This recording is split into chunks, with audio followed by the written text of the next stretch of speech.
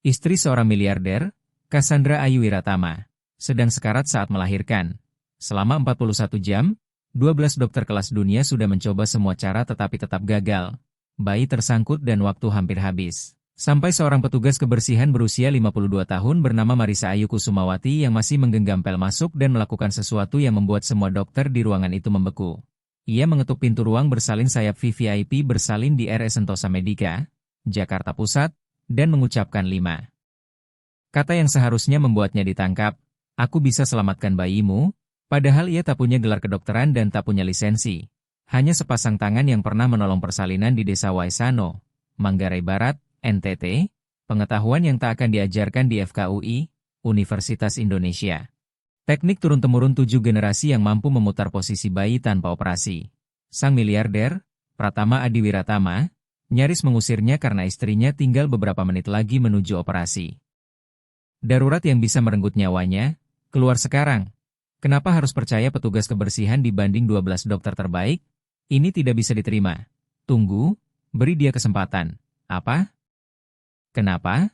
Namun Cassandra Ayu Wiratama menatap mata Marissa Ayu Kusumawati dan melihat sesuatu yang tidak dimiliki para spesialis mahal itu. Kepastian, biarkan dia mencoba, bisiknya, dan Marissa Ayu Kusumawati diberi 5 menit. Gagal berarti kehilangan segalanya. Pekerjaannya, mungkin juga kebebasannya. Berhasil berarti membuktikan bahwa perempuan yang selalu diabaikan itu tahu lebih banyak daripada para ahli yang selalu dipercaya. Ia meletakkan telapak tangannya yang kapalan karena cairan pembersih pada perut Cassandra Ayu Wiratama. Sementara detak jantung bayi terus menurun, ruang operasi sudah disiapkan, dan Marissa Ayu Kusumawati mulai melakukan sesuatu yang belum pernah dilihat siapapun di sana. 3 jam sebelumnya ia masih hanya petugas kebersihan yang tak terlihat, memegang pel alih-alih menolong persalinan. Tetapi ia mendengarkan dari balik pintu dan apa yang ia dengar membuat darahnya dingin. Dokter-dokter terus mengulang protokol dengan nada makin putus asa, jeritan. Cassandra Ayu Wiratama berubah dari kuat menjadi lemah, dari tegar menjadi hancur, dan Marissa Ayu Kusumawati tahu persis apa masalahnya karena sebelum usia 20 ia sudah menolong 14 kelahiran di kampungnya. Bayi berada dalam posisi posterior, menghadap ke atas dan menekan tulang belakang ibu. Sesuatu yang tak terselesaikan oleh teknologi rumah sakit modern di Jakarta, tetapi bisa diperbaiki dalam 10 menit oleh Nenek Lucy Wulandari dengan tangan terampil dan ilmu lama para bidan turun-temurun. Marissa Ayu Kusumawati menatap pintu, lalu melihat Satpam Eko Saputra yang sedang berpatroli, lalu menatap bayangannya di lantai rumah sakit yang mengilap, membayangkan kalau ia salah ia pasti dipecat, kemungkinan besar diseret masalah hukum karena bertindak tanpa izin. Namun bila ia benar dan tetap diam, seorang bayi akan mati, mungkin ibunya juga, dan beban itu akan ia bawa seumur hidup. Suara Nenek Lucy Wulandari bergema di kepalanya. Kalau kamu tahu cara menolong, diam itu sama saja ikut mencelakakan. Maka Marissa Ayu Kusumawati menaruh pelnya, merapikan seragam kerjanya yang sudah pudar, lalu mengetuk pintu ruang bersalin. Apa yang akan kau pertaruhkan untuk menyelamatkan 2 nyawa ketika dunia berkata kamu bukan siapa-siapa yang pantas mencoba?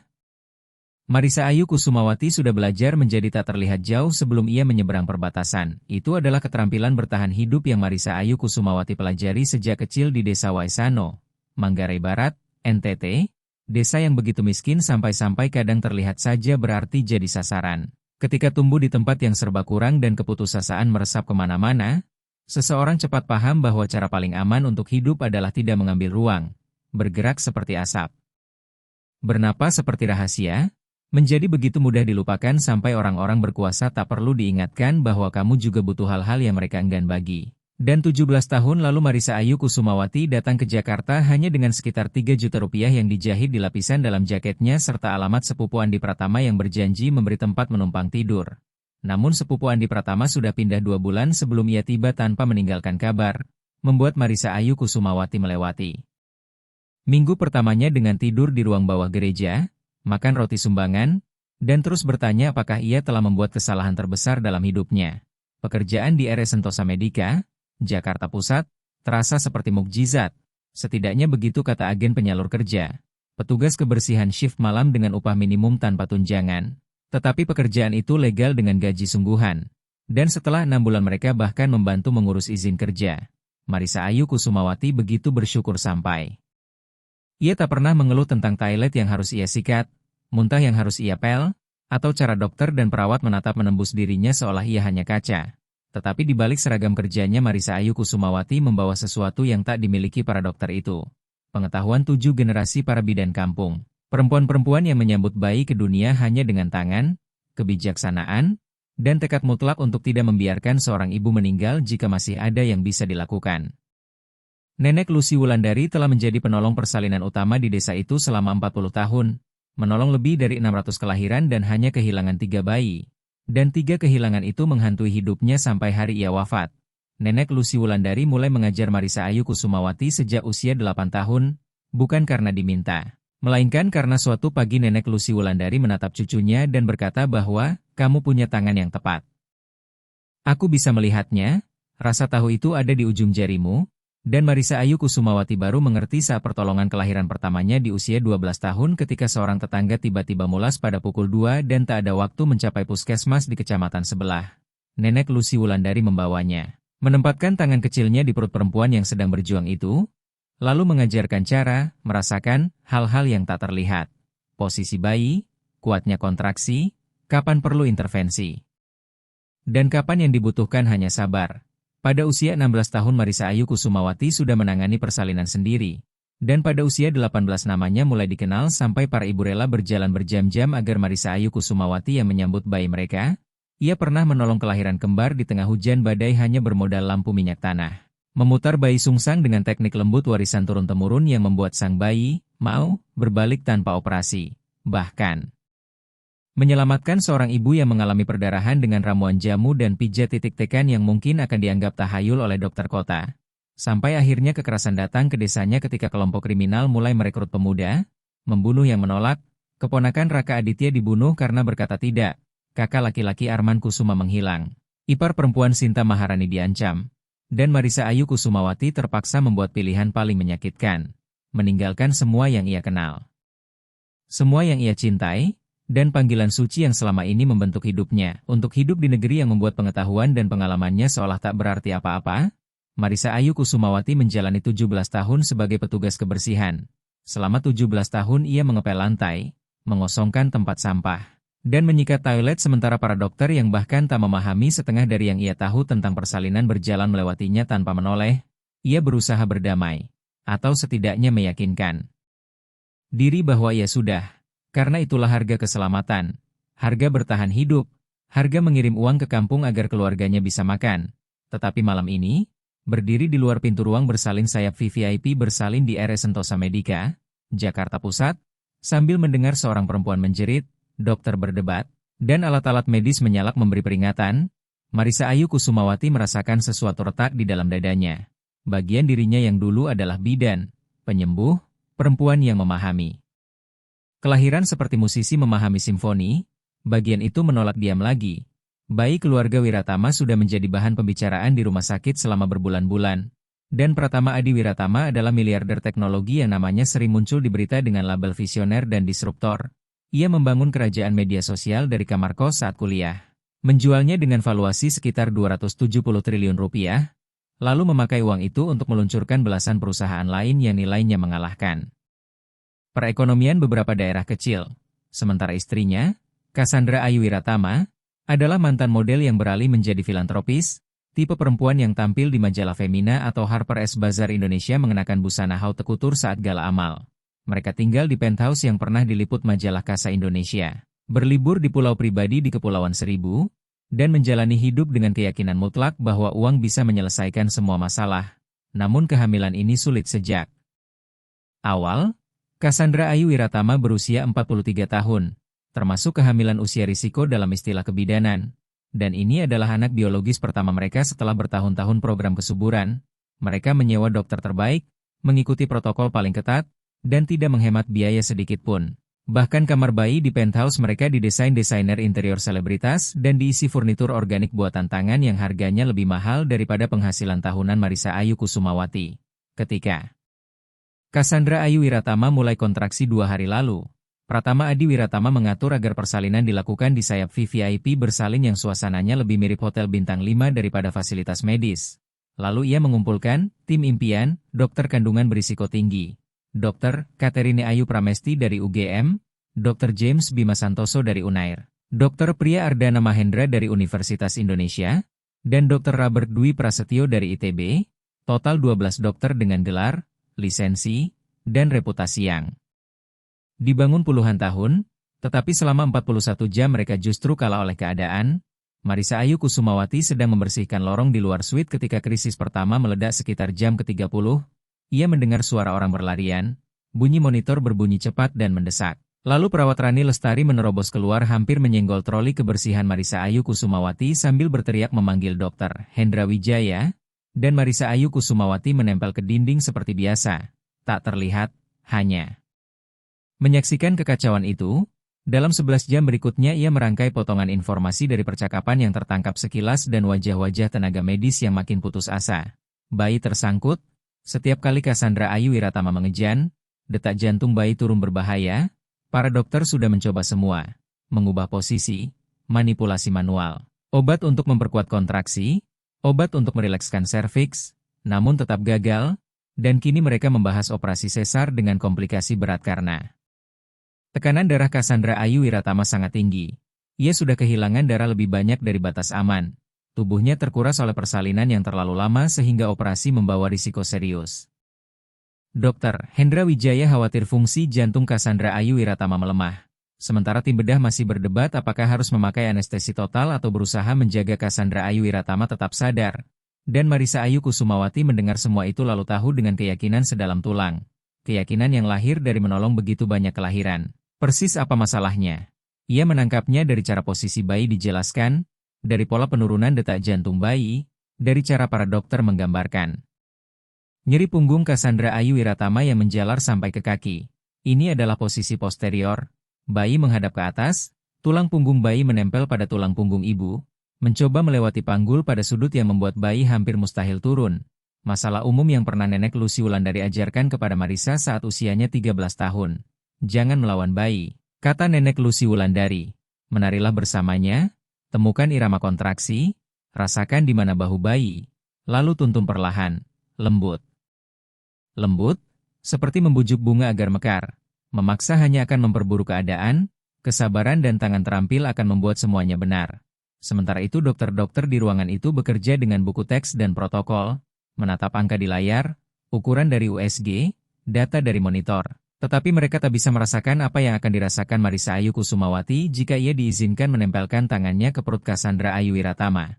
Mereka tak bisa menangkap posisi tubuh bayi yang tepat, tak bisa merasakan pergeseran halus yang menandakan kapan bayi siap berputar, tak bisa berbicara lewat tangan tentang apa yang luput dari mesin, dan waktu bayi makin habis. Marissa Ayu Kusumawati mengetuk pintu ruang bersalin, ketukan yang ragu, bukan ketukan percaya diri orang yang berhak berada di sana, melainkan ketukan hati-hati orang yang tahu ia sedang melewati batas. Pintu terbuka sedikit dan perawat Rani Lestari muncul dengan wajah lelah dan tegang.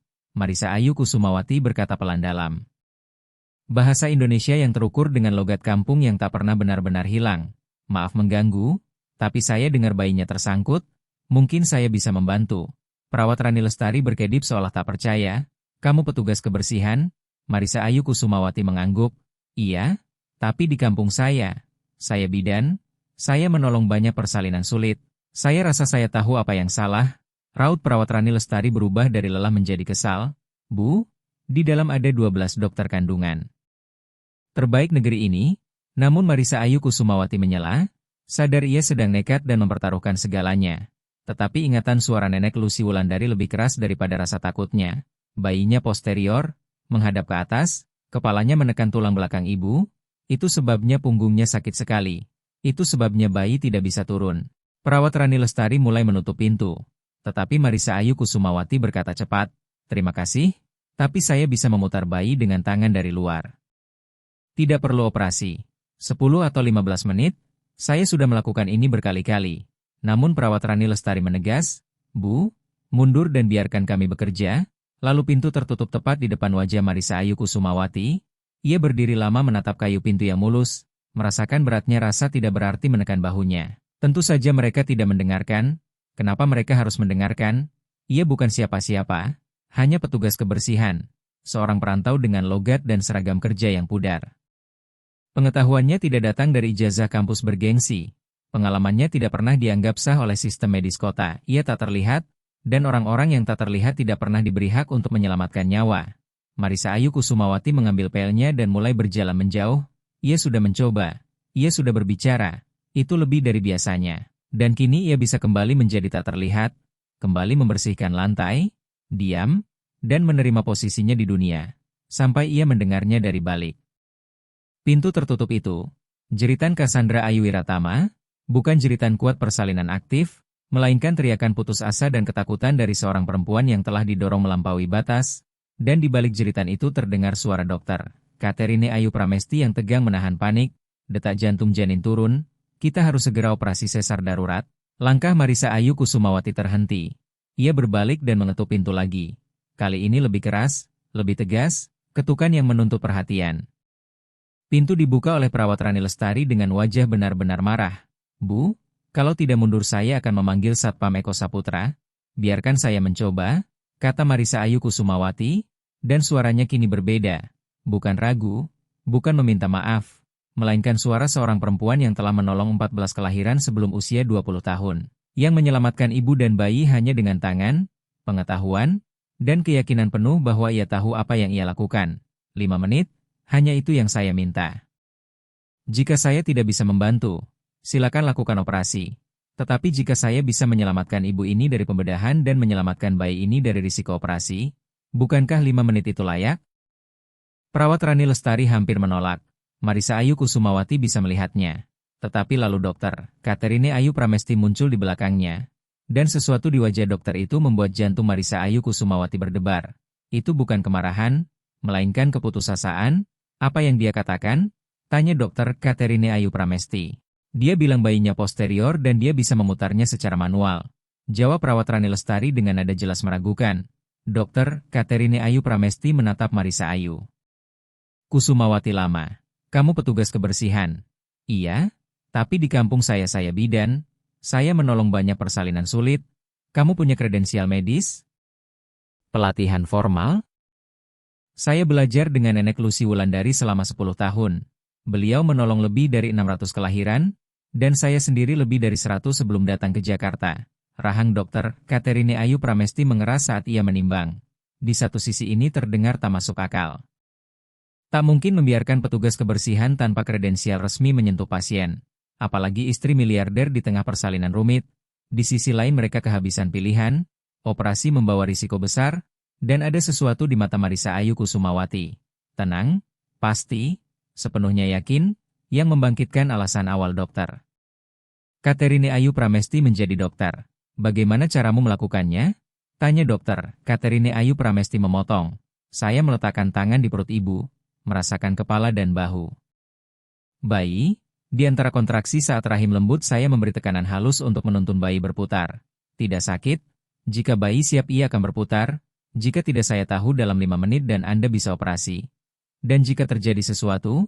Tanya dokter Katerine Ayu Pramesti. Tidak akan terjadi apa-apa? Jawab Marisa Ayu Kusumawati sederhana. Saya sudah melakukannya berkali-kali. Saat itu terdengar kegaduhan di belakang dokter Katerine Ayu Pramesti dan Pratama Adi Wiratama muncul dengan setelan jas mewah yang kusut dan wajah letih. Apa yang terjadi? Kenapa kita berdiri di sini dan mengobrol? Istri saya butuh operasi sekarang, bentak Pratama Adi Wiratama. Lalu dokter Katerine Ayu Pramesti menoleh kepadanya dan berkata hati-hati. Pak Pratama Adi Wiratama, perempuan ini yakin ia bisa memutar posisi bayi tanpa operasi. Pratama Adi Wiratama menatap Marisa Ayu Kusumawati seolah ia muncul dari udara. Siapa dia? Saya petugas kebersihan di sini, jawab Marisa Ayu Kusumawati. Tapi dulu saya bidan. Petugas kebersihan? Nada Pratama Adi Wiratama penuh tak percaya. Anda mau istri saya ditangani petugas kebersihan ketika ada 12 dokter terbaik di negeri ini? Pak, kata dokter Katerine Ayu Pramesti perlahan, operasi membawa risiko besar mengingat kondisi istri Anda, kalau ada peluang untuk menghindarinya. Tidak, potong Pratama Adi Wiratama tegas, sama sekali tidak, kita lakukan operasi. Saya tidak peduli risikonya. Saya mau dokter sungguhan yang menangani istri saya. Bukan, ia menahan kata terakhir. Tetapi semua orang tahu hinaan apa yang hampir ia ucapkan, dan Marisa Ayu Kusumawati merasakan beban, tak terlihat, itu kembali menekan bahunya. Iya. Sudah mencoba, sudah bicara, sudah menawarkan pengetahuan, namun seperti biasa itu belum cukup, Lelaki kaya sudah bicara dan kata-katanya terasa final. Sampai sebuah suara lain memotong ketegangan itu. Lemah karena kelelahan namun tegas, biarkan dia mencoba. Semua orang menoleh dan Cassandra Ayu Wiratama tampak dari celah pintu. Bersandar pada bantal. Wajah pucat, rambut lepek oleh keringat, tetapi matanya jernih dan menatap lurus ke Marisa Ayu Kusumawati. Cassandra, kamu tidak mengerti. Mulai Pratama Adi Wiratama. Namun Cassandra Ayu Wiratama menyela, saya mengerti, saya sudah kontraksi hampir 2 hari. Saya mengerti semua tindakan para dokter ini gagal. Saya mengerti operasi sekarang bisa membunuh saya. Dan saya mengerti perempuan ini menatap saya seperti dia benar-benar tahu apa yang dia bicarakan. Lalu ia memusatkan pandangannya pada Marisa Ayu Kusumawati. Kamu benar-benar yakin bisa memutar bayiku?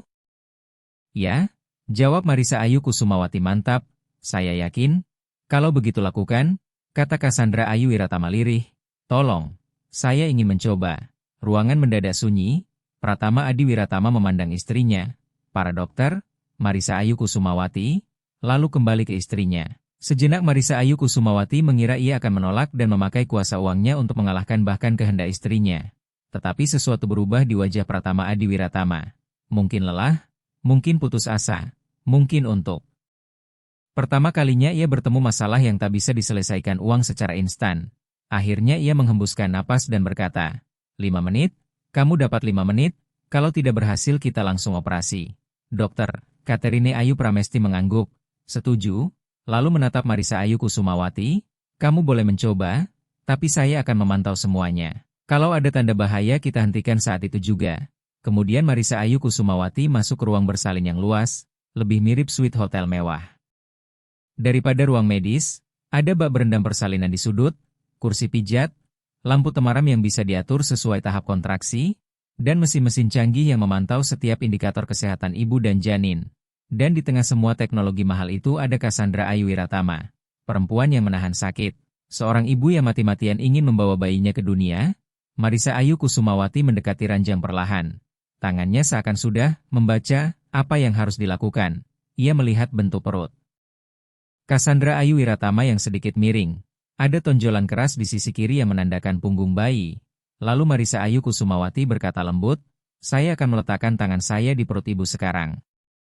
Saya tidak akan menyakiti ibu, saya hanya meraba di mana posisi bayi, kata Marisa Ayu Kusumawati lembut, dan Cassandra Ayu Wiratama mengangguk karena terlalu lelah untuk bicara. Marisa Ayu Kusumawati meletakkan telapak tangannya di perut Cassandra Ayu Wiratama. Tangan itu kasar karena 17 tahun mengepel, kapalan dan penuh jejak kerja. Jauh dari tangan dokter yang halus berbalut sarung tangan, tetapi begitu kulit mereka bersentuhan, sesuatu terjadi. Nenek Lucy Wulandari menyebutnya rasa tahu. Hubungan seketika antara bidan dan ibu, antara tangan terampil dan tubuh yang sedang berjuang, saat informasi mengalir 2 arah dan ada hal-hal yang bisa dirasakan namun tak mungkin ditangkap monitor. Marisa Ayu Kusumawati langsung merasakan bayi itu, kepalanya sudah di bawah, itu bagus, tetapi putarannya salah. Menghadap ke depan bukan ke tulang belakang ibu. Ia merasakan bahu, lengkung punggung, posisi lengan kaki, dan cara tubuh kecil itu terjepit di panggul karena sudutnya keliru. Lalu ia merasakan hal lain. Bayi itu lelah tetapi belum gawat. Bayi itu seperti menunggu. Menunggu seseorang yang membantu dan memahami. Karena bayi tahu banyak hal, Nenek Lucy Wulandari dulu berkata bahwa bayi tahu kapan orang di sekelilingnya sedang melawan. Tubuhnya alih-alih bekerja sama dengannya. Kadang kamu hanya perlu menunjukkan jalan. Baik, bisik Marisa Ayu Kusumawati. Seolah bicara pada bayi sekaligus pada ibunya, saya mengerti, kita perbaiki sekarang, kontraksi mulai datang. Marisa Ayu Kusumawati menahan tangannya tetap, merasakan gelombang tegang di rahim Cassandra Ayu Wiratama. Merasakan bayi bereaksi terhadap tekanan, ia menunggu sabar sampai kontraksi mereda dan perut Cassandra Ayu Wiratama kembali lembut. Lalu ia mulai bergerak dengan keyakinan yang lahir dari latihan bertahun-tahun. Ia menemukan bahu bayi lewat dinding perut, lalu memberi tekanan. Halus, stabil, ke atas dan ke kanan, bukan memaksa, bukan mendorong keras, hanya menyarankan dan menuntun. Seperti berdialog lewat sentuhan, tekanan, dan rasa tahu misterius yang menghubungkan bidan dengan bayi. Marisa Ayu Kusumawati membisikkan kalimat dalam bahasa Indonesia. Ayo, nak. Sedikit saja, putar pelan, tunjukkan kamu bisa bergerak. 12 dokter merapat mengelilingi ranjang dengan ekspresi dari sinis sampai penasaran hingga terang-terangan tidak suka. Dr. James Bima Santoso. Hampir bergetar menahan ketidaksetujuan, tetapi Dr. Katerine Ayu Pramesti menatap tangan Marisa Ayu Kusumawati dengan fokus tajam. Dan Marisa Ayu Kusumawati tahu dokter itu benar-benar melihat, benar-benar memahami tekniknya. Kontraksi berikutnya datang. Marisa Ayu Kusumawati menjaga tekanan tetap lembut dan konsisten. Bekerja bersama kontraksi bukan melawannya. Lalu ia merasakan bayi bergeser sedikit, kepala berputar beberapa derajat. Ada perubahan, kecil tapi nyata. Ini berhasil, Cassandra. Ayu Wiratama terengah. Saya bisa merasakannya. Sakit punggung saya berkurang, karena bayi menjauh dari tulang belakang ibu. Jelas Marisa Ayu Kusumawati tenang menenangkan. Kita sedang membuat ruang, tarik napas pelan. Bagus, bagus sekali. Kontraksi mereda, Marisa Ayu Kusumawati mengubah posisi tangannya, mencari titik tumpu baru. Kali ini tekanannya sedikit berbeda arahnya agar bayi melanjutkan rotasi. Dan kini ia bisa merasakan respons bayi semakin jelas. Merasakan tubuh kecil itu berputar di ruang panggul yang sempit.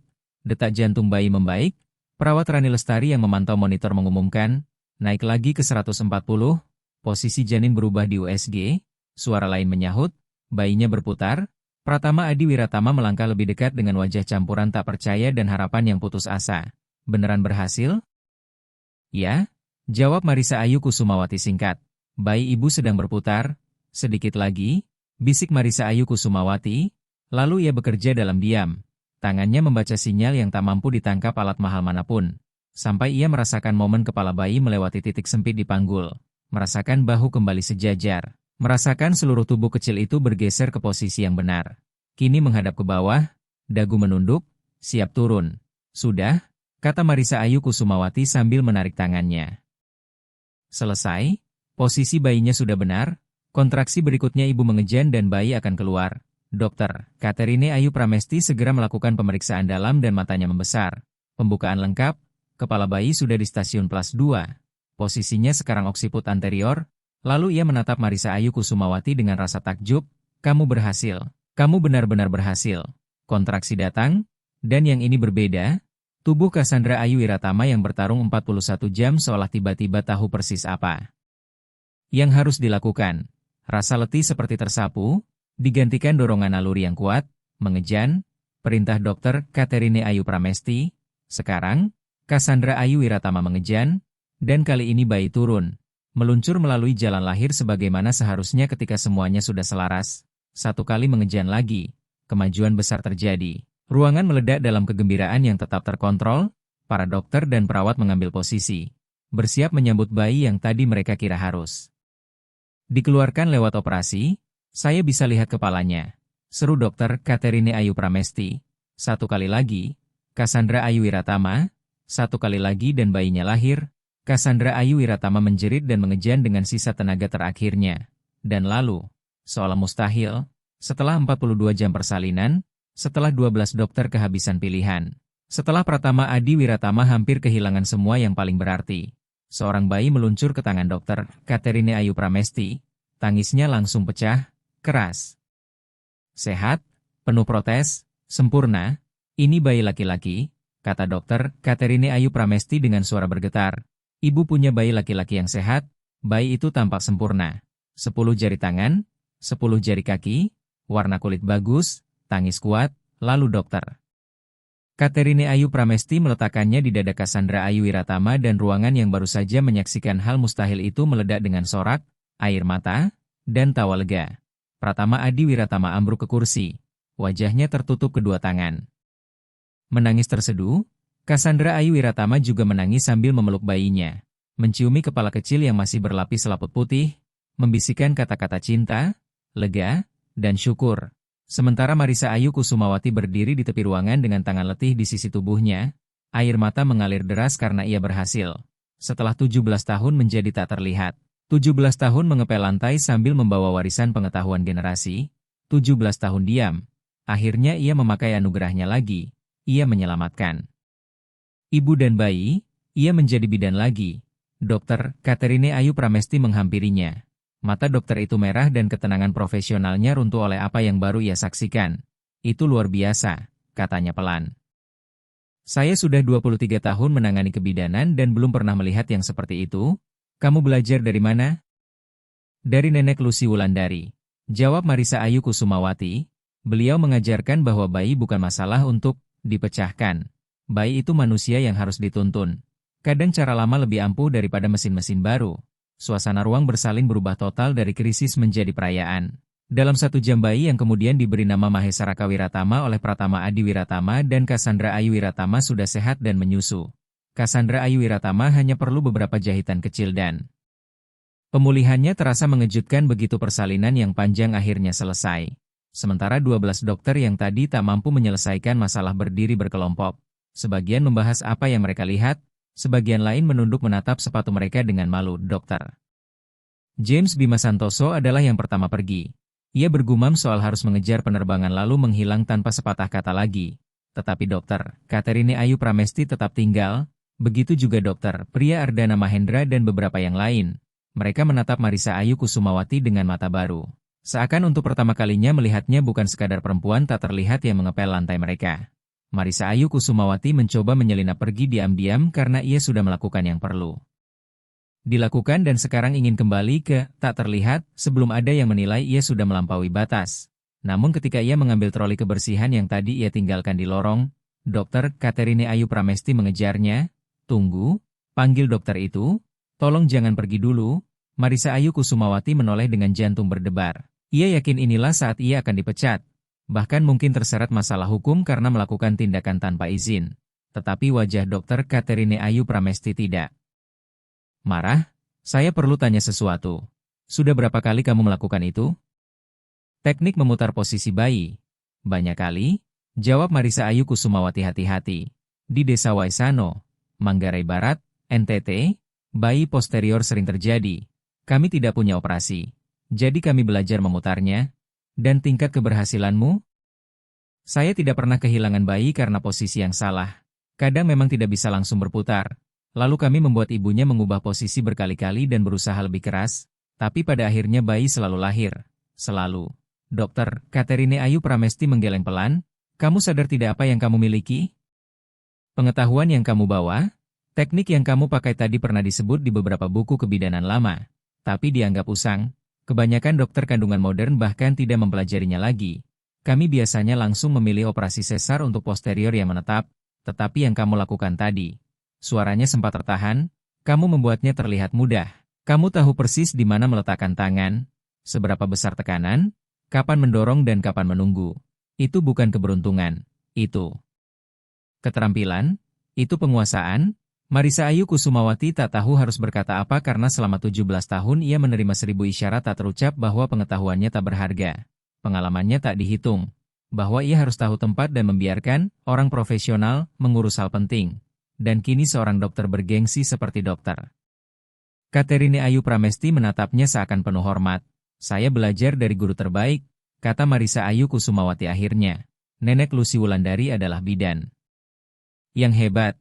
Beliau mengajarkan saya mendengarkan bayi, merasakan apa yang terjadi, bukan hanya menatap mesin. Lalu Dokter Katerine Ayu Pramesti ragu sesaat sebelum maju selangkah. Maukah kamu mengajar orang lain? Yang kamu lakukan malam ini bukan cuma soal satu bayi. Ada ribuan perempuan yang berakhir operasi sesar yang sebenarnya tidak perlu karena posisi posterior. Kalau kami bisa belajar teknikmu dan mengajarkannya pada dokter lain, kami bisa mengurangi komplikasi operasi, mempercepat pemulihan, menekan biaya, mengurangi trauma. Kamu bisa mengubah cara penanganan persalinan. Sebelum Marisa Ayu Kusumawati sempat menjawab, Pratama Adi Wiratama muncul di lorong. Ia sudah merapikan diri dan berganti pakaian bersih, tetapi matanya masih merah karena menangis. Ia berjalan lurus ke Marisa Ayu Kusumawati dan melakukan sesuatu yang membuat semua orang tercengang. Ia berlutut di hadapannya. Seorang miliarder dengan kekayaan sekitar 270 triliun rupiah, memakai setelan yang nilainya mungkin lebih mahal daripada kendaraan Marisa Ayu Kusumawati. Berlutut di lorong rumah sakit dan menatap petugas kebersihan yang menyelamatkan keluarganya. Saya tidak tahu bagaimana cara berterima kasih, kata Pratama Adi Wiratama dengan suara pecah. Malam ini saya hampir kehilangan mereka berdua. Istri saya, anak saya, semua yang paling berarti, dan kamu. Kamu menyelamatkan mereka ketika tak ada orang lain yang bisa. Kamu menyelamatkan mereka. Sementara saya tadi siap mengusirmu. Siap menganggapmu bukan siapa-siapa. Tolong berdiri, Pak, kata Marisa Ayu Kusumawati gugup dan tidak nyaman. Saya cuma melakukan apa yang saya tahu bisa saya lakukan. Tidak, kata Pratama Adi Wiratama tegas, dan meski sempat berlutut ia akhirnya berdiri. Kamu bukan cuma melakukan apa saja. Kamu melakukan sesuatu yang luar biasa. Kamu punya anugerah. Lalu ia berhenti sejenak memilih kata. Seumur hidup saya percaya pengetahuan terbaik dan keahlian paling berharga selalu datang dari tempat yang saya anggap benar. Kampus terbaik, institusi paling bergengsi, orang-orang dengan kredensial yang tepat, dan saya salah, saya sangat salah, ia mengeluarkan ponselnya. Nama lengkapmu siapa? Marisa Ayu Kusumawati. Jawab Marisa Ayu Kusumawati, dan Pratama Adi Wiratama mengetik cepat lalu menunjukkan layar. Transfer ban ke rekening Marisa Ayu Kusumawati sebesar sekitar 1.600.000.000 rupiah. Lutut Marisa Ayu Kusumawati hampir lemas. Pak, saya tidak bisa, ini terlalu besar, saya hanya. Itu bukan bayaran. Potong Pratama Adi Wiratama, itu baru awal ucapan terima kasih. Supaya kamu aman sementara kita memikirkan langkah berikutnya. Ia menoleh ke Dokter Katerine Ayu Pramesti. Saya mau mendanai program, mungkin pusat persalinan, tempat yang menggabungkan pengetahuan tradisional dengan kedokteran modern, tempat yang menghargai kebijaksanaan dari manapun asalnya, dan saya ingin kamu. Ia menatap kembali Marisa Ayu Kusumawati. Jadi bagian dari itu, mengajar, mendampingi, berbagi apa yang kamu tahu. Saya bukan dokter berlisensi, kata Marisa Ayu Kusumawati. Saya tidak bisa praktik medis di sini. Kalau begitu kita cari cara mengubahnya, jawab Pratama Adi Wiratama. Atau kita buat peran yang tidak butuh lisensi, konsultan bidan, spesialis pendamping budaya persalinan. Saya tidak peduli namanya apa. Yang saya pedulikan adalah memastikan pengetahuanmu tidak hilang. Karena malam ini kamu mengingatkan saya. Pengetahuan datang dari banyak tempat, keahlian tidak selalu punya stempel resmi. Dan kadang orang yang bisa menyelesaikan masalahmu adalah orang yang sejak awal dilatih untuk tidak kamu lihat. Setelah itu kabar tentang kejadian di sayap VVIP bersalin menyebar. Di RS Sentosa Medica, Jakarta Pusat, seperti api, keesokan paginya hampir semua staf sudah tahu cerita tentang petugas kebersihan yang menolong persalinan bayi keluarga Wiratama setelah 12 dokter gagal. Sebagian cerita akurat, banyak yang dibesar-besarkan, tetapi semuanya menempatkan Marisa Ayu Kusumawati sebagai pahlawan atau amatir nekat yang kebetulan beruntung. Manajemen rumah sakit tidak senang, bagian hukum lebih tidak senang lagi. Mereka mengadakan rapat darurat membahas risiko tanggung jawab, potensi gugatan, dan bencana yang bisa saja terjadi. Fakta bahwa semuanya berakhir baik tidak penting bagi para pengacara. Yang penting adalah seorang pegawai tanpa kredensial telah melakukan intervensi medis tanpa otorisasi. Marisa Ayu Kusumawati dipanggil ke kantor administrator di akhir shiftnya. Ia datang dengan dugaan akan dipecat, bahkan mungkin ditahan. Semalaman ia sudah mengulang-ulang kalimat pembelaan di kepalanya. Harus menjelaskan bagaimana, harus bersikap apakah dia menerima hukuman atau berusaha membela diri. Namun ketika ia masuk ruang rapat, ia tidak hanya melihat para administrator, melainkan juga Dr. Katerine Ayu Pramesti, Dr. Priya Ardana Mahendra, Pratama Adi Wiratama, dan satu tim pengacara yang ternyata milik Pratama Adi Wiratama, bukan milik rumah sakit. Administrator rumah sakit membuka pembicaraan. Bu, Marisa Ayu Kusumawati, dan orang yang memimpin rapat itu bernama Richard Surya Gunawan. Wajahnya terlihat seperti belum tidur. Apa yang terjadi tadi? Malam sangat tidak lazim. Melihat Pratama Adi Wiratama bersama tim pengacaranya sendiri, perhitungannya jelas bagi Richard Surya Gunawan. Melawan berarti menghadapi mimpi buruk citra publik sekaligus kehilangan donasi besar, atau mencari cara agar semuanya bisa jalan. Akhirnya Richard Surya Gunawan berkata, saya akan konsultasi dengan Dewan Rumah Sakit. Kita harus menyusun ini dengan sangat hati-hati. Namun ketika ia menatap Marisa Ayu Kusumawati, untuk pertama kalinya Marisa Ayu Kusumawati melihat ada respek di mata pria itu. Saya rasa kita bisa menemukan jalan, dan revolusi sunyi Marisa Ayu Kusumawati baru saja dimulai. Perjuangan untuk memvalidasi pengetahuan tradisional dalam sistem medis modern memang tidak mudah, tetapi 6 bulan berikutnya mengubah hidupnya melampaui bayangannya. Donasi Pratama Adi Wiratama resmi masuk dan bersamaan dengan itu dibentuk Pusat Kearifan Persalinan Tradisional di sayap baru yang direnovasi di RS Sentosa Medica, Jakarta Pusat. Pusat ini dirancang sebagai jembatan antara praktik lama dan kedokteran modern, tempat para dokter belajar dari pendamping persalinan tradisional, dan tempat ibu-ibu yang sedang bersalin bisa memilih perawatan yang terasa paling tepat bagi mereka. Marisa Ayu Kusumawati ditetapkan sebagai spesialis pendamping budaya persalinan pertama, gelar yang diciptakan khusus untuknya, dengan peran resmi, konsultasi pada persalinan sulit, mengajar teknik tradisional kepada mahasiswa kedokteran dan residen, serta memberi layanan yang PK budaya. Untuk pasien rumah sakit yang beragam, reaksi para dokter pun beragam. Sebagian seperti Dr. Katerine Ayu Pramesti menyambut program itu dengan antusias. Mereka datang ke Lokakarya Marisa Ayu Kusumawati, menonton demonstrasi teknik, dan mengajukan ratusan pertanyaan tentang dasar fisiologis praktik tradisional. Tetapi sebagian lain skeptis atau terang-terangan memusuhi karena menganggap Marisa Ayu Kusumawati ancaman bagi kedokteran berbasis bukti dan kemunduran menuju praktik berbahaya yang tidak ilmiah. Pada kesempatan pertama Marisa Ayu Kusumawati mengajar Lokakarya di ruangan penuh dokter kandungan dan mahasiswa kedokteran, tangannya gemetar hebat sampai ia nyaris tak sanggup memegang boneka peraga, padahal ia sudah menolong lebih dari 100 kelahiran di Desa Waisano, Manggarai Barat, NTT. Tetapi berdiri di depan orang-orang bergelar terasa jauh lebih menakutkan, di rapat itu sendiri. Saat Marisa Ayu Kusumawati berkata lirih, "Ya, Pak, saya tahu. Maaf kalau saya menimbulkan masalah," Pratama Adi Wiratama langsung memotong. "Maaf? Dia menyelamatkan istri dan anak saya, tapi dia malah minta maaf." Richard Surya Gunawan mencoba menenangkan, "Pak Pratama Adi Wiratama, kami menghargai apa yang dilakukan Marisa Ayu Kusumawati. Tetapi ada protokol, prosedur, masalah tanggung jawab hukum. Kalau begitu ubah protokolnya," balas Pratama Adi Wiratama datar. "Saya siap memberi donasi besar untuk rumah sakit ini, anggap saja mulai 160 miliar rupiah, tapi ada syarat. 1. Marisa Ayu Kusumawati tetap bekerja tanpa pertanyaan. 2. Buat posisi resmi bagi pendamping persalinan tradisional untuk bekerja berdampingan dengan dokter kandungan. 3. Buat program pelatihan agar dokter belajar dari orang seperti Marisa Ayu Kusumawati alih-alih meremehkannya." Ruangan mendadak sunyi karena angka itu jauh melampaui anggaran tahunan Departemen Kebidanan. Richard Surya Gunawan berdeham, "Pak Pratama Adi Wiratama, kami perlu konsultasi dengan bagian hukum dan Dewan Medis. Saya sudah bicara dengan pengacara saya," potong Pratama Adi Wiratama. "Ada banyak rangka legal untuk mengintegrasikan praktisi tradisional di rumah sakit, konselor laktasi, pendamping budaya persalinan, kita hanya perlu struktur yang tepat." Lalu ia menatap Marisa Ayu Kusumawati. "Apa yang kamu mau? Kalau kamu bisa merancang peran idealmu di sini, bentuknya seperti apa?" Marisa Ayu Kusumawati tidak menyangka pertanyaan itu.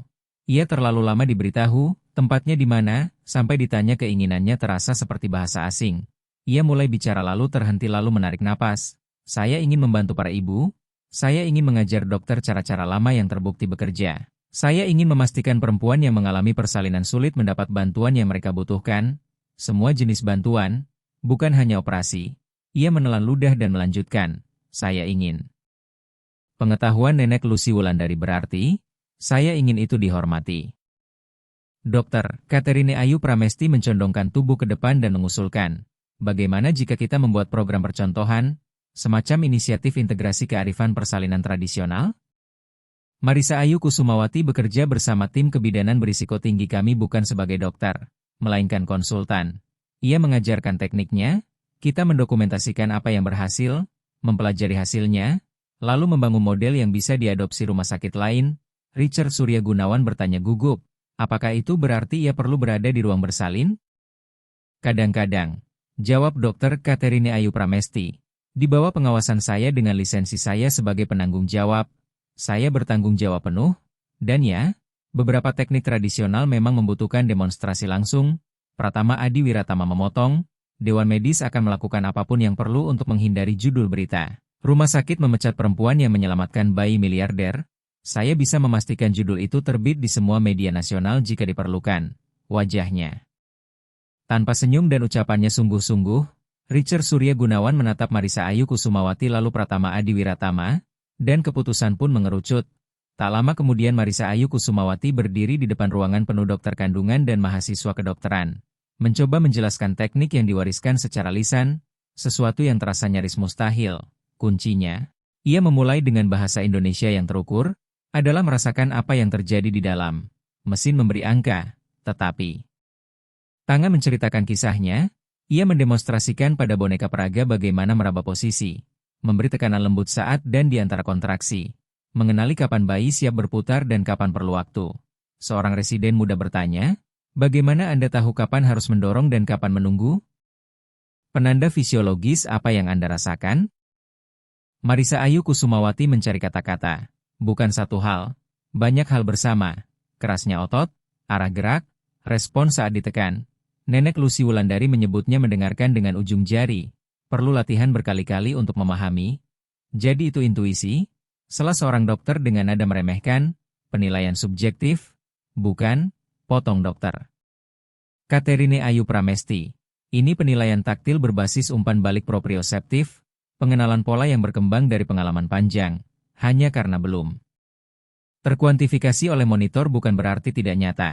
Tangan manusia bisa mendeteksi perubahan tekanan dan pergeseran posisi yang luput dari USG, lokakarya berlanjut, kadang tegang, kadang mencerahkan. Hingga akhirnya beberapa dokter meminta izin mengamati Marisa Ayu Kusumawati bekerja dengan pasien sungguhan dan beberapa lainnya berterima kasih atas pengetahuan yang tak pernah mereka temui di bangku kuliah.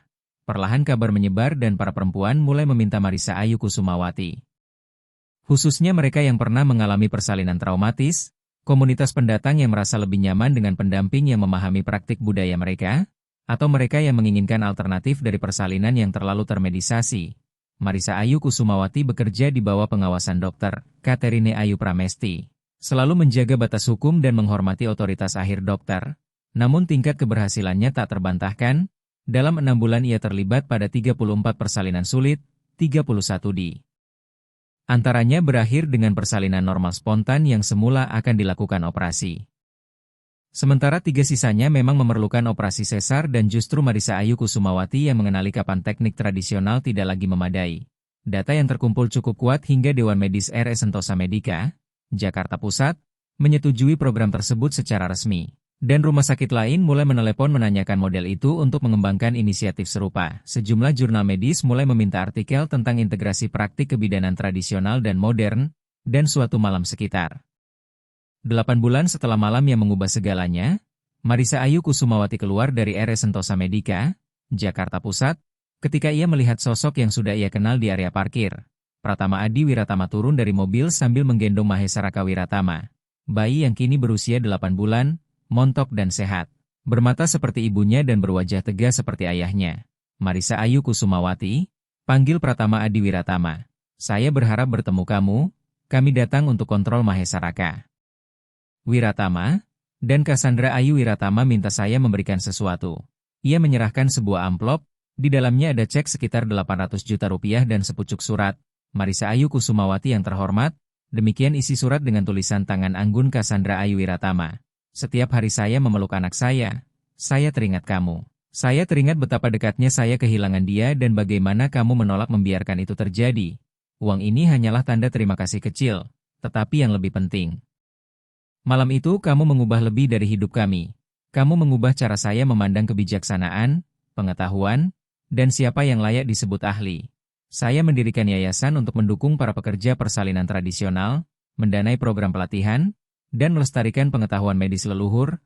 Saya menamainya Yayasan Nenek Lucy Wulandari untuk menghormati nenekmu. Semoga itu tidak apa-apa. Terima kasih sudah menyelamatkan keluarga kami. Terima kasih sudah cukup berani untuk bersuara saat semua orang lain menyerah. Terima kasih sudah menunjukkan bahwa terkadang orang yang kita abaikan justru yang paling melihat dengan jernih. Dengan rasa syukur yang tak berujung, Cassandra Ayu Wiratama, mata Marisa Ayu Kusumawati mengabur oleh air mata. Ia menatap Mahesa Raka Wiratama, anak sempurna yang seharusnya tidak selamat, dan merasakan warisan nenek Lucy Wulandari turun ke bahunya bukan sebagai beban, melainkan seperti sayap. Nenekmu pasti bangga, kata Pratama Adi Wiratama pelan. Kamu menghormati pengetahuannya, kamu membuatnya berarti. Beliau selalu bilang, jawab Marisa Ayu Kusumawati, melahirkan itu pekerjaan suci. Membawa bayi ke dunia adalah hal terpenting yang manusia lakukan. Bidan adalah penjaga pengetahuan suci itu dan kita tidak boleh membiarkannya mati. Tidak akan? Tegas Pratama Adi Wiratama. Bukan sekarang. Bukan kalau orang seperti kamu mengajarkannya pada generasi berikutnya. Mahesa Raka Wiratama mengulurkan tangan gemuknya ke arah Marisa Ayu Kusumawati. Ia menggenggamnya, merasakan cengkeraman kuat itu, lalu tersenyum di balik air matanya sambil berbisik. Halo, Mahesa Raka Wiratama, kamu tahu kamu keajaiban? Kamu tahu hidupmu memulai sebuah revolusi? Dan kisah Marisa Ayu Kusumawati belum berakhir, justru baru mulai. 2 tahun setelah malam di sayap VVIP bersalin, Marisa Ayu Kusumawati berdiri di atas panggung FKUI, Universitas Indonesia, kini mengenakan pakaian rapi meski hatinya masih lebih nyaman dengan seragam kerjanya yang lama. Auditorium dipenuhi mahasiswa kedokteran, dokter, bidan, serta pendamping persalinan tradisional dari berbagai daerah di Indonesia. Mereka datang untuk simposium integrasi praktik kebidanan tradisional dan modern, dan Marisa Ayu Kusumawati adalah pembicara utama. Sesuatu yang tak pernah ia bayangkan. Seorang perantau miskin yang dulu tak terlihat, namun Dr. Katerine Ayu Pramesti memaksanya untuk maju. Yayasan Nenek Lusi Wulandari mendanai acara itu. Dan Cassandra Ayu Wiratama ikut mengundang praktisi tradisional dari berbagai tempat untuk berbagi pengetahuan. Marisa Ayu Kusumawati melangkah ke mimbar, memandang lautan wajah, menarik napas panjang, dan memulai. Nama saya Marisa Ayu Kusumawati. 2 tahun lalu saya petugas kebersihan.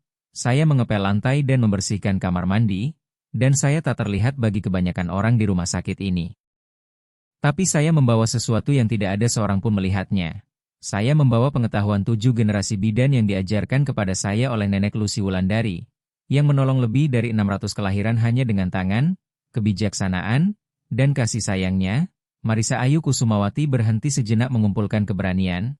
Selama 17 tahun saya diam, saya melihat perempuan menderita saat melahirkan.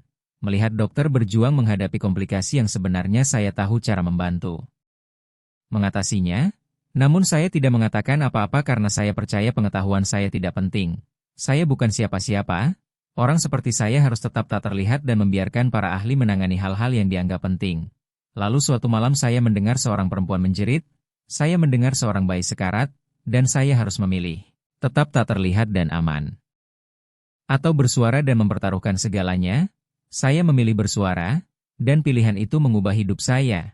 Tetapi yang lebih penting, pilihan itu memulai sebuah percakapan tentang pengetahuan siapa yang dianggap penting, tentang dari mana keahlian berasal, tentang kebijaksanaan apa yang kita hilangkan ketika kita memutuskan hanya orang-orang tertentu dengan kredensial tertentu dari tempat tertentu yang boleh disebut ahli. Suara Marisa Ayu Kusumawati makin kuat, pengetahuan yang diajarkan Nenek Lusi Wulandari kepada saya bukan tahayul, ini sains yang dipelajari melalui generasi pengamatan teliti dan diwariskan lewat tradisi lisan karena masyarakat kami dulu tidak punya akses pada buku dan sekolah.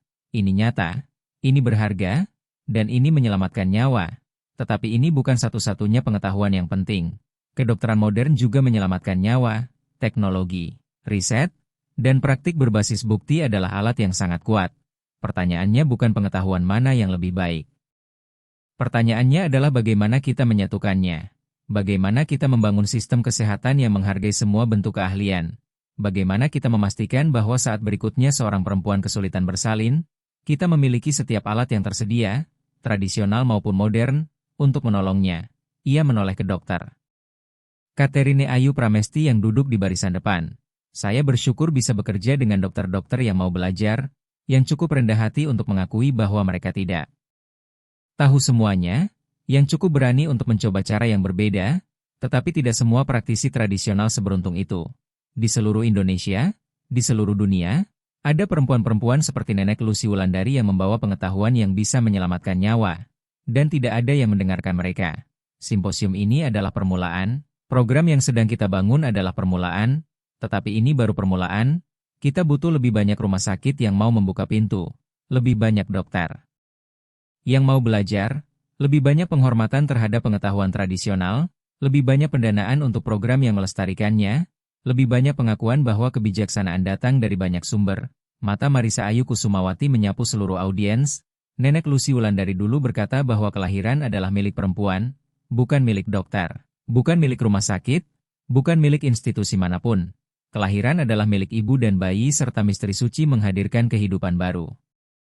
Tugas kita sebagai pekerja persalinan, entah kita dokter, bidan, atau pendamping tradisional, adalah melayani proses suci itu, mendukungnya, melindunginya, hanya mengintervensi ketika perlu, dan menghormati semua pengetahuan yang membantu kita melakukannya dengan baik.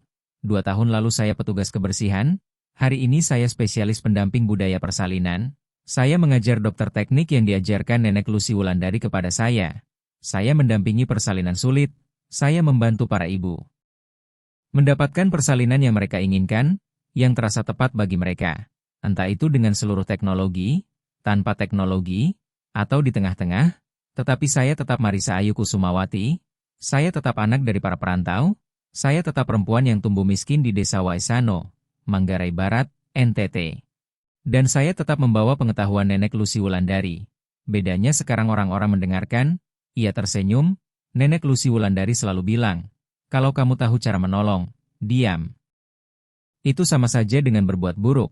Saya diam 17 tahun, dan saya tidak akan diam lagi. Dan saya berharap setelah simposium ini, setelah kalian mendengar semua praktisi luar biasa yang hadir hari ini, tidak seorang pun dari kalian akan memilih diam. Suarakan pengetahuan tradisional, hargai, pelajari, dan integrasikan ke praktik kalian.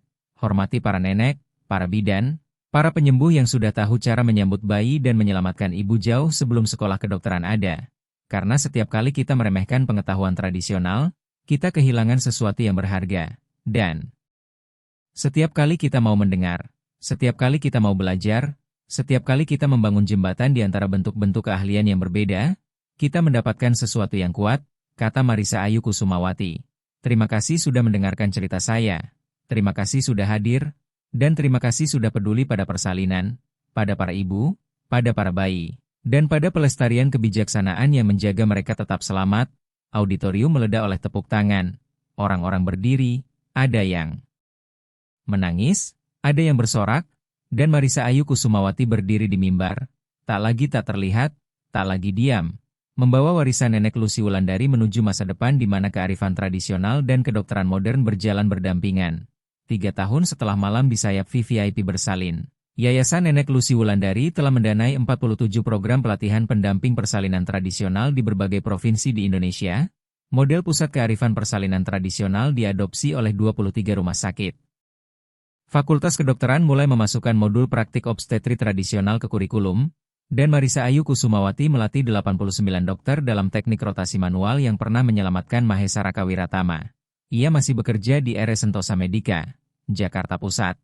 Tetapi kini penghasilannya dalam seminggu lebih besar daripada penghasilan setahun di masa lalu. Ia membawa kakak perempuan Maya Puspitasari serta 2 keponakan perempuannya, Nisa Ayu dan Dara Kirana, pindah dari Desa Waisano, Manggarai Barat, NTT, ke Depok.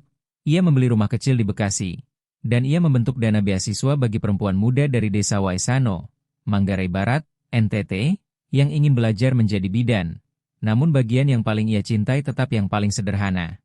Berada di ruang bersalin, menempelkan tangan pada perut ibu yang sedang berjuang, merasakan bayi bergerak, membisikkan dorongan dalam bahasa yang dipahami sang ibu, lalu menyambut bayi dengan hormat, dengan sukacita, dengan rasa tahu, suci yang berpindah dari sepasang tangan ke sepasang tangan berikutnya. Suatu sore, saat Marisa Ayu Kusumawati hendak meninggalkan RS Sentosa Medica, Jakarta Pusat, seorang perempuan muda mendekatinya, sekitar 25 tahun, bermata baik dan tanpa gugup. Apakah Anda Marisa Ayu Kusumawati? Tanyanya. Ya, jawab Marisa Ayu Kusumawati. Perempuan itu melanjutkan, bulan depan saya mulai kuliah kedokteran di FKUI, Universitas Indonesia. Saya akan mengambil spesialis kebidanan. Dan saya hanya ingin mengucapkan terima kasih. Saya membaca apa yang Anda lakukan. Bagaimana Anda menyelamatkan bayi itu ketika para dokter tidak bisa.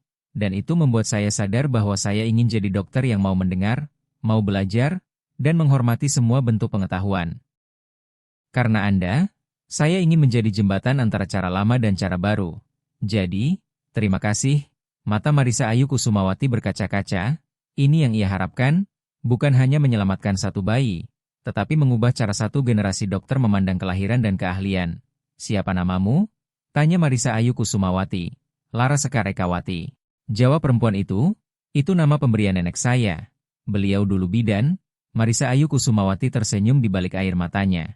Kalau begitu kamu membawa nama yang sakral? Lara Sekar Ekawati berarti cahaya. Nenekmu tahu persis apa yang ia lakukan saat memberimu nama itu. Beliau ingin kamu menjadi cahaya bagi orang lain, kata Marisa Ayu Kusumawati lembut, dan Lara Sekar Ekawati menarik napas gugup. Saya harap saya bisa. Seperti ibu, kamu pasti bisa. Marisa Ayu Kusumawati meyakinkannya, dan ketika kamu lulus, ketika kamu menjadi dokter, datanglah cari saya. Saya akan mengajarkan semua yang diajarkan Nenek Lucy Wulandari kepada saya. Lalu kamu ajarkan lagi ke generasi berikutnya. Begitulah pengetahuan tetap hidup. Kita meneruskannya, dari sepasang tangan ke sepasang tangan berikutnya, dari satu cahaya ke cahaya berikutnya. Perempuan muda itu memeluk Marissa Ayu Kusumawati, mengucapkan terima kasih sekali lagi, lalu pergi. Marissa Ayu Kusumawati menatap punggungnya menjauh, membayangkan Lara Sekarekawati membawa cahaya ke dunia medis, menghormati cara lama sambil merangkul cara baru, membuktikan bahwa pengetahuan Nenek Lucy Wulandari tidak akan mati bersamanya. Ia menengadah ke langit senja di atas Jakarta, langit yang sama yang dulu ditatap Nenek Lucy Wulandari di Desa Waisano, Manggarai Barat, NTT, bintang-bintang yang sama yang menjadi saksi 7 generasi kelahiran dan kematian serta putaran hidup yang tak pernah berhenti.